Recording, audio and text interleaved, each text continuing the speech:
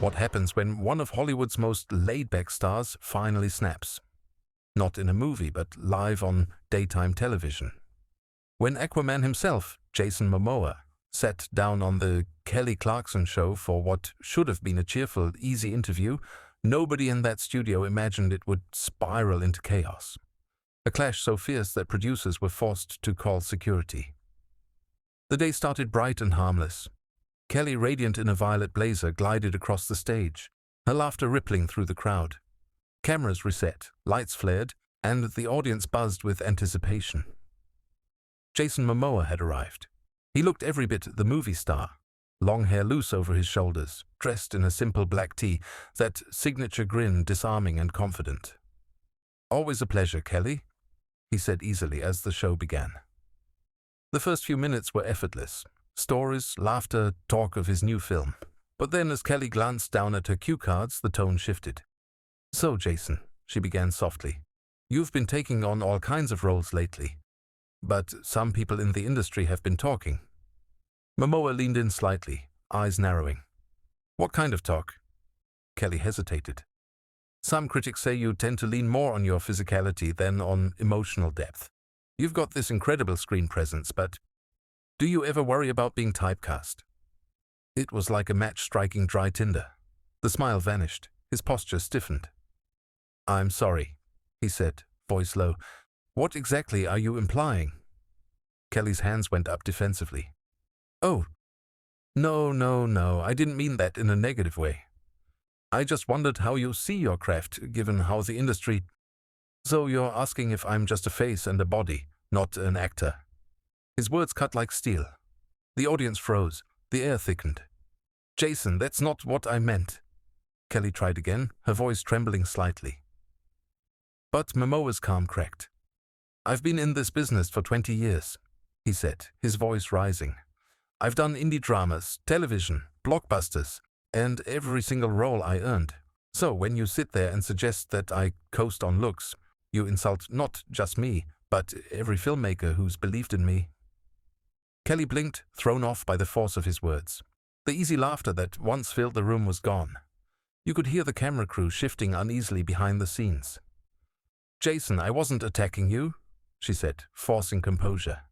"It's just a question about the way audiences perceive you." Momoa leaned forward, his tone now cutting. "No, Kelly. What you did was take a cheap shot and wrap it in curiosity." A sharp silence. Even the audience stopped breathing. "Maybe we should talk about how you built your career," he continued coldly. "From a singing competition to talk show host.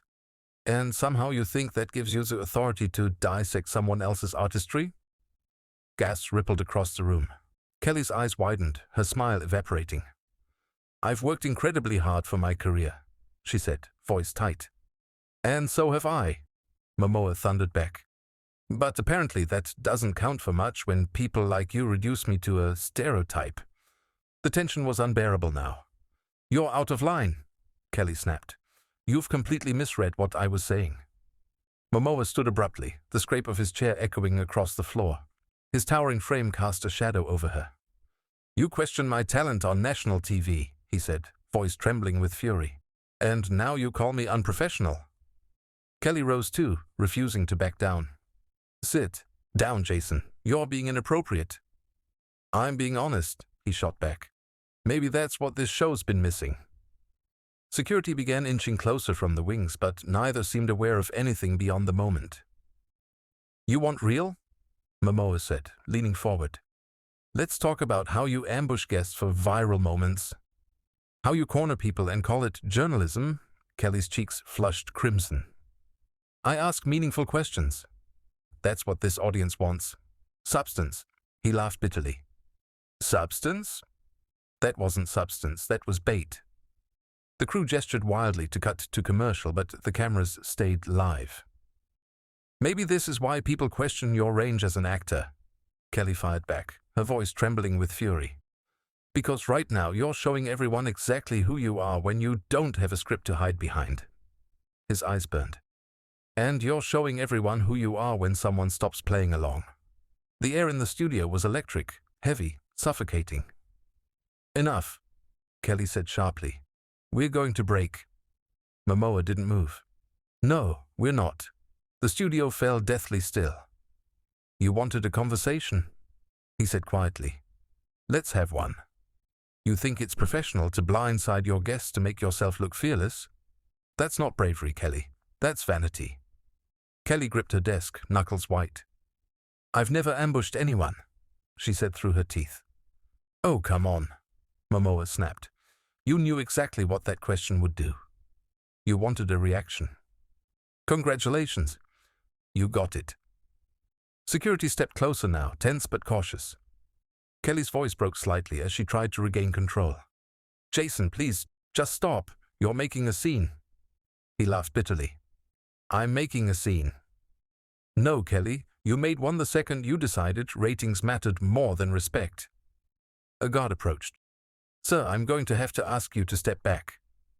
Momoa turned slowly, his shadow swallowing the space between them. "I'm calm," he said. "Just defending myself." Kelly's tone softened, exhaustion and fear in her eyes. "Jason, please just go." He hesitated, the fury in his face giving way to something almost pained. "You know what hurts most?" he said quietly. "I came here to talk about my work, not fight for my dignity." He took a step back, pointing toward the audience. "You all saw what happened. Draw your own conclusions." Security flanked him as he turned to leave. But before disappearing backstage, he looked back one final time. "A real host," he said softly, "would have just said sorry." And then he was gone. Kelly stood frozen, her chest heaving, the studio blanketed in silence. No applause, no laughter, only disbelief. She faced the camera, voice barely steady. "We'll, be right back after this commercial break." The red light above the camera flickered off. Crew members exchanged anxious looks as Kelly sank into her chair, exhaling shakily. What started as a harmless conversation about typecasting had just turned into one of the most explosive, unforgettable moments in daytime television. And as Hollywood buzzed in the hours that followed, one question echoed louder than any other. Was Kelly's question too personal? Or did Jason Momoa's temper go too far? Tell us what you think in the comments below. Music fades in. End of segment.